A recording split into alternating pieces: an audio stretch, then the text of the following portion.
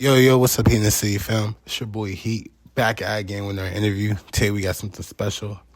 We got the owner of Pittsburgh 412 Burners, the best smoking sound. Bitch, don't get me started. You know I ain't letting till we walk into the party. Baby shaking that. Yeah, man, I'm just the owner of 412 Burners District. Ain't really too much behind me, but that's all you need to know. So, what really made you get into this, type of business? Honestly, bro, it's just like a regular life, ain't all that. Try to make an honest living, bro. You know what I mean? You always be a square one, so it's like you had to make something different out of it. But like how I came to the brand, really is, I took a trip up New York, and I saw a bunch of weed boxed up and shit. I'm like, man, like, we ain't got none of that in Pittsburgh, so I gotta turn that up in Pittsburgh, but bring my own style to that. You feel me? So I put the Turner's tea and mix it with the burners. Feel me? And that's how I started really getting on the burners. No, I ain't gonna lie, that shit tough for real. If y'all can't see, man, that shit fire. So, what was the culture growing up here in Pittsburgh for you? The culture here in Pittsburgh, bro, it's what you make it, honestly, bro. You know what I mean? It be rough, but it's all about what you make it. You could be in a tough situation, bro, but you always gotta make the best out of everything. So, you know, it's rough, but it's where you make life. Nah, life's facts. Life's what you make it, for sure. So, how old were you when you first started smoking? When I first started smoking, like, everyday basis, I was 16 years old. Yeah, I was 16, but I think, like, the first time I smoked, I was probably, like, either 14 or 15, like 8th grade. But, yeah, 8th grade was the first time I smoked. I was probably, like, 14.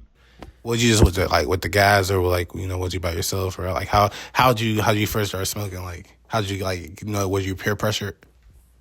I ain't gonna lie, I was definitely peer pressured, but you feel me, it is what it is. But it's crazy. I don't want to throw no names out, but we do know the person who I first smoked with. Like, we know him very well. Feel me? So what would some advice would you give to people who are looking to start their own brand and own business? Honestly, it's one thing to talk about it, and it's another thing to do it. So you just gotta go out and do that shit. That's all I really gotta say. If you wanna make a brand or anything like that, you gotta put your mind to it and just do it. Don't tell no one. Just do that shit. No, in fact, you just gotta do that shit, just like Nike check. So I heard, recently there's other brands out here trying to, play and copy off of your brand. How do you feel about that? Honestly, it pissed me off, but like, I gotta be doing something right. I gotta be motivating people. Gotta be a big influencer out here in a way. So it's like, yeah, I feel some type of way about it, but at the end of the day, I'm doing something right. So it just depends on how you look at it, honestly. But it's some hating shit in my eyes, because you could have just hit the DM and got a part of the team, but you just wanna copy the wave, but you could join the wave, honestly. No facts for sure.